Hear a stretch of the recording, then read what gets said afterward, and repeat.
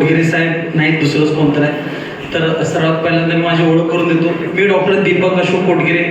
Doctor AP Kotgire सरांना तुम्ही सगळे ओळखत असालच. माझे वडील डॉक्टर AP कोटगिरे वारणा संघात जवळपास 30-35 वर्ष काम करत होते. काम करत असताना शेतकऱ्यांचे प्रॉब्लेम लक्षात आले आणि त्या निमित्तानं आयुर्वेदिक उपचार जसं साहेबांनी सगळे प्रयोग करून दाखवले, तसेच दूध धंदा परवडण्यासाठी काय करावं लागते हे सगळं त्यांनी केलं. जसं की घरगुती उपाय असतील, त्यानंतर जनावरांमध्ये होमिओपॅथिक उपचार चालू केले त्यांनी. मी ऍक्च्युली माणसाचा डॉक्टर आहे, पण काय म्हणायचं, वारशानं मी जनावरांचा डॉक्टर आहे. ठीक आहे, पप्पांकडून सगळं आलेली गोष्ट फक्त बंद करायची नाहीये, त्यासाठी फक्त मी जनावरांचा डॉक्टर म्हणून काम करतोय. आपले जनावरांचं महाराष्ट्रातलं एकमेव क्लिनिक आहे जिथं सगळे उपाय थांबतात. सरांनी जसं सांगितलं, सर आपले कस्टमर पेशंटच आहेत ऍक्च्युली.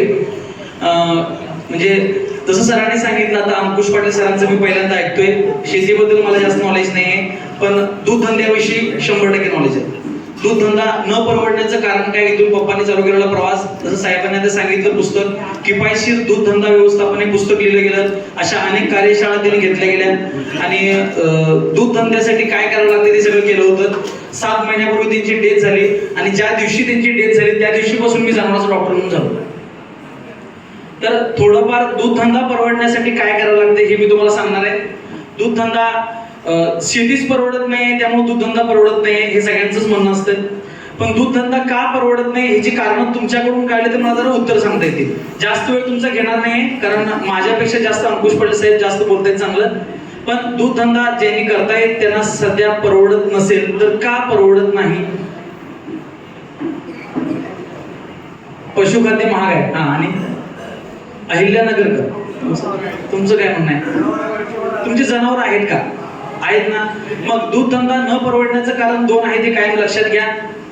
इथं डॉक्टर पण दिसले मला मगाशी, अशी डॉक्टर दिसले होते मला.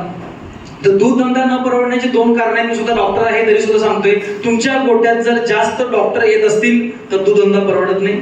आणि वर्षातून तुमचं जनावर एकदा जर विलं नाही, वर्षातून एकदा, तर दूध धंदा करण्यात अर्थ नाही.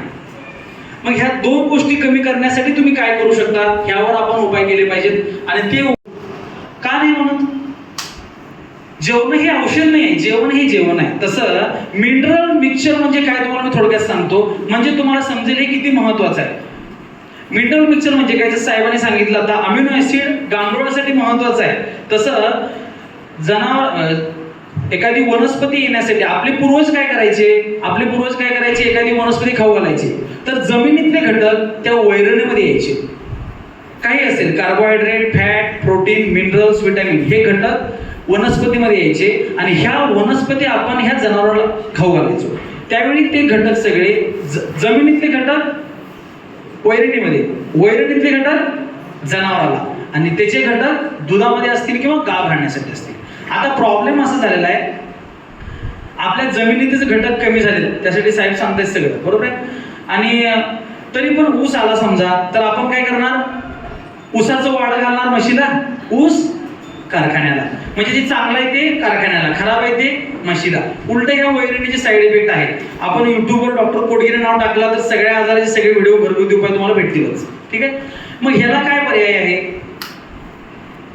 मिनरल मिक्सचरच कमी पडले, जनावर अशक्त होणार. मग आपण असं म्हणून चाललं काय, मग कंपनीने काय केलं, हे जमिनीतले घटक एकत्र केले आणि ह्याला नाव दिलं मिनरल मिक्सचर. जमिनीतल्या घटकाचंच नाव आहे काय, जीवनसत्व किंवा मिनरल्स आहे. समजते? त्यामुळे हे जीवनसत्व आपण जनावराला घातलं तर पाहिजे, परवडत नाही. दुसरा प्रश्न आता, त्याला 2 पुढे घातलं, ऍग्रीमेंट फोर्ट घातले आम्ही, ऍग्रीमेंट फोर्ट चिलेटेड घातलं सर, दूध धंदा परवडत नाही कारण आम्ही 2 पुढे घातले. आपल्याला जनावरांना सांगितलेलं नाही मला मिनरल मिक्सचर ह्या कंपनीचं घालून, तर तुम्ही घरच्या घरी जर मिनरल मिक्सचर तयार केले तर तुम्हाला दूध धंदा परवडायला मला नाही वाटत काय अडचण आहे. तर सगळ्या जनावराला मी जास्त बोलणार नाही, त्यासाठी मी थोडक्यात मुद्दे सांगतो फक्त. जनावरांच्या शरीरासाठी कॅल्शियम हा सगळ्यात महत्वाचा घटक आहे. कुठला?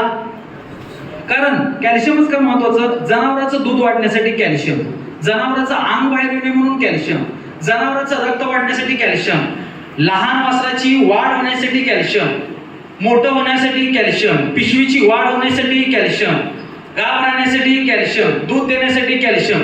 म्हणून आपण काय करतो, जनावर व्यायाला डॉक्टरला सांगतो, डॉक्टर येऊन कॅल्शियम लावा.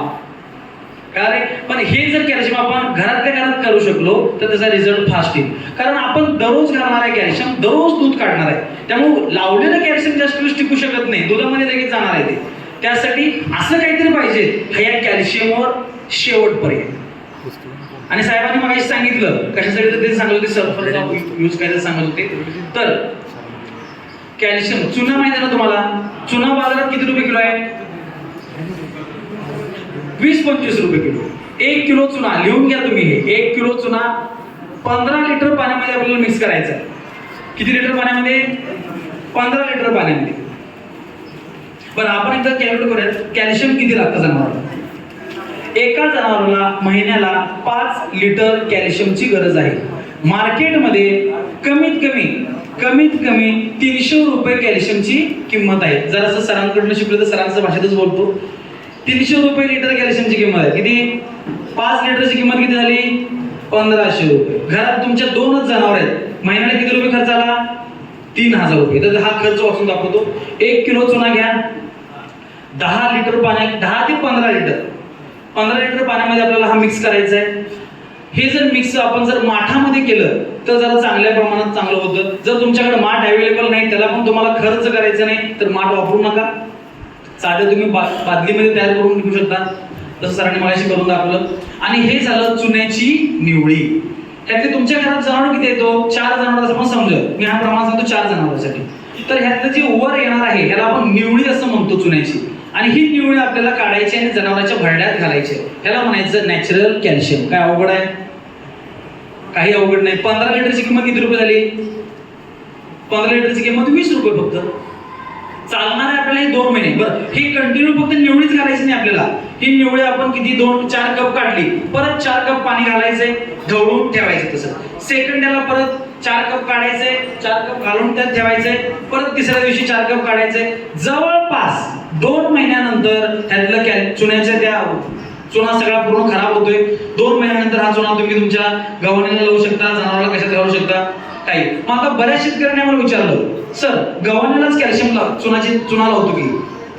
चुना विरघळलेल्या अवस्थेत जास्त काम करतो, डिझॉल्व्ड स्टेट मध्ये कॅल्शियम जास्त मिळतं. हे जर कॅल्शियम आपण लावलं तर उपयोग होत नाही. डायरेक्ट आपण काय करणार? चुना खावले की एक टोपण यूज नाही होणार, कारण आपल्याला विरघळलेल्या अवस्थेमध्ये कॅल्शियमची गरज आहे. समजलं? हे जर झालं तर 20 रुपयामध्ये आपल्याला जवळपास 2 महिन्याचं कॅल्शियम तयार होते. आणि दूध धंदा 100% परवडतो. दूध धंदा न परवडण्याचं कारण एकमेव आहे, आपण डॉक्टरकडे सारखं म्हणजे कुठून चालू होतंय? तुम्हाला दूध धंदा करायचा आहे, पहिल्यांदा गोटा बांधण्यासाठी खर्च, डॉक्टरसाठी खर्च, डेअरीवाला पैसे मारणार, खतवाला मारणार, डॉक्टर, आम्ही पण डॉक्टरच आहे, शेवटी आम्ही पण हे करणार, त्यामुळे दूध धंदा परवडत नाही. त्यामुळे जेवढा डॉक्टर कमी तुमच्या घरात येईल, तुम्हाला जसं हे नॉलेज सरांनी अंकुश पटेल सरांचं हे केलेलं आहे, तसं आपलं किफायतशीर दूध धंदा म्हणून पुस्तक ऑलरेडी पब्लिश आहे. ह्यात आपण अशी घरगुती उपाय सांगितले. बरं, आम्हाला पुस्तकच नको आहे. आता काय झालंय, मॉडर्न युग, लोकांना पुस्तक वाचायचं नाही. आम्ही पण चेंज झालो, युट्यूब काढलं. युट्यूबवर आमचे 10 मिनिटाचे व्हिडिओ टाकले. सर तर लोकांना ते पण नको आहे, 10 मिनिट पण लय वाटायला लागले. मग आपण काय केलं, इंस्टाग्राम 30 सेकंद चला. काय म्हणजे काळाप्रमाणे 2 मिनिट. हे झालं कॅल्शियम. दुसरं फक्त एक सांगतोय, फॉस्फरस साठी जनावरांसाठी दुसरा महत्त्वाचा घटक असेल फॉस्फरस साठी तुम्ही शेवग्याचा पाला किंवा कढीपत्त्याचा पाला घालू शकता. शेवगा, कढीपत्ता किंवा केळीची लहान पिल्लं, ह्याच्यामध्ये फॉस्फरसचं प्रमाण भरपूर आहे. फॉस्फरसचे फायदे तुम्ही परत युट्यूबला बघू शकता, कारण वेळ फार कमी आहे. जे महत्त्वाचं तेवढंच सांगतो तुम्हाला मी. तिसरी गोष्ट, मस्टायटिस आपल्या जनावरांना फार होत असतो. मस्टायटिस साठी फक्त उपाय सांगतो आणि थांबतो. मस्टायटिस साठी कुठल्याही अँटीबायोटिक पेक्षा हा आयुर्वेदिक फॉर्म्युला, आम्ही जे उपाय सांगतोय हे कमीत कमी 10,000 हजार जनावरांवर ट्राय केले सर, आणि मग तुम्हाला तुमच्यापर्यंत पोहोचतोय. ठीक आहे. तर 250 ग्रॅम कोरफड घ्यायचे. 250 ग्रॅम कोरफड म्हणजे कोरफडीची मोठी 2 पानं, लहान असतील तर 3 पानं घ्यायचे, कट करायचे. त्याच्यामध्ये 100 ग्रॅम हळद टाकायची, 50 ग्रॅम हळद टाकायचे फक्त, आणि 10 ग्रॅम चुना टाकायचा. हे मिक्सरला बारीक करायचं. सोल्युशन होईल 250 ग्रॅम काहीतरी पातेलं काढून ठेवा. त्यातलं फक्त 50 ग्रॅम म्हणजे एक ओंजळवं घ्यायचं, त्याच्यामध्ये तेवढंच प्रमाणात पाणी टाकायचं आणि पूर्ण कासेला लावायचं. असं दिवसातून 5 वेळा करायचं. मस्टायटिस 3 दिवसामध्ये कुठल्याही प्रकारचा बरा होतोच. कुठल्याही अँटीबायोटिक शिवाय. आता बऱ्याच शेतकऱ्यांनी चूक केलेली करतात, पाणी कशाला टाकायचं, डायरेक्ट लावतो की असं हाताने. पण त्या कासेच्या ज्या रक्तवाहिनी जे हे असतात, पोर्स असतात, त्यातून ते आत शोषलं जात नाही. त्यामुळे पाणी जेवढं जास्त तेवढा रिझल्ट जास्त येतो. त्याचप्रमाणे सर एक 2 मिनिटं घेतो. तुरटी पावडर एक फार महत्वाची गोष्ट आहे. जसं सरांनी सांगितलं अमिनो ऍसिड फार महत्वाचे. तसं लिव्हर, आपल्या शरीरात लिव्हर आहे, माणसाचे असेल जनावरांचे असेल, दोन्हीतनं पण मी काम सांगतो. फक्त लिव्हरचं आपलं काम काय आहे, तर हे काय करते, तुम्ही जे पण काय खायला लागलाय हे पहिल्यांदा आपल्या लिव्हरकडे जाणार आहे आणि लिव्हर चेक करतं it is bad or good, हे चांगलं आहे का खराब आहे. चांगलं असेल तर पूर्ण शरीराला, खराब असेल तर लघवीतनं बाहेर. त्यामुळे तुम्ही काहीही खायला जनावराला किंवा माणसाला स्वतः तुम्ही खाताय, हे पहिल्यांदा आपल्या लिव्हरकडे जातं. त्यामुळे लिव्हर चांगलं असणं फार गरजेचं आहे. तुम्ही औषध खाल्लाय लिव्हरकडे जाणार, दारू पिताय लिव्हरकडे जाणार, काही खाताय ते लिव्हरकडे जाणार आहे. त्यामुळे लिव्हर फार चांगलं असणं गरजेचं आहे. व्हिटॅमिन ए, डी, के, बी 6 पैकी 4 जीवनसत्व आपलं लिव्हर तयार करतं आणि म्हणून भिकारी कधी सुद्धा मरत नसतो.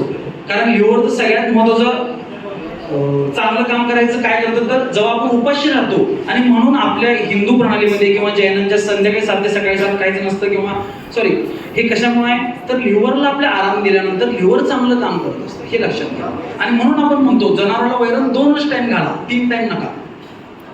व्हिटॅमिन तयार करणं, रक्त तयार करणं, कॅल्शियम तयार करणं, हे सगळं काम आपल्या लिव्हरचं आहे. आणि लिव्हर टॉनिक त्यामुळे जनावराला घातलंच पाहिजे, माणसानं सुद्धा खाल्लंच पाहिजे. आपण पाणी गढूळ आलं की तुरटी फिरवतो. तुरटी फिरवण्याचं कारण फक्त पाणी गढूळ नीट करणं नाही, लिव्हर नीट करायचं काम होतं, ते आपल्या पूर्वजांना माहिती होतं. आणि त्यामुळं आठवड्यातून एकदा फक्त तुरटी पावडर आपल्या जनावराला घाला, लिव्हर एकदम स्वच्छ राहील. तुरटी फोडायची, पावडर होईल, ठीक आहे. आणि इथं एक नंबर लिहितो फक्त,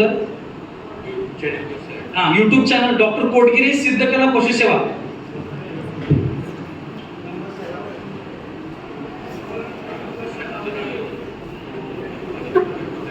सरांनी विचारलं की मनुष्यानं जर तुरटी पावडर खाल्लं तर खरंच तर लिव्हर नीट होतं का विचारलं, खायला पाहिजे काय.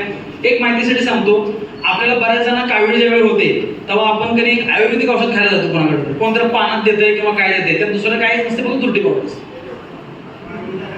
कावीळ ज्यावेळी होते तेव्हा आपण आयुर्वेदिक औषध खातो, तिथं कोणतरी रान लागलेले असतात, दर रविवार एक जण येतोय आणि ते काय देतात, दुसरं काही नाही, त्यात फक्त आणि फक्त तुरटी पावडर असते. मनुष्याला जर खायचं म्हणलं तर आपण नगभर फक्त म्हणजे पाण्यात फक्त 2 वेळा फिरवायचं, ते पाणी प्यायचे. आणि आपली पूर्वज हेच काम करायचे, फक्त एवढंच काम नव्हतं काय, गढूळपणा कमी करावं. त्याच्या मागचा दृष्टिकोन सायन्स त्यांना फार माहिती होतं, पण तुम्ही ऐकणार नाही, म्हणून वेगळ्या पद्धतीने सांगितलं. कळलं.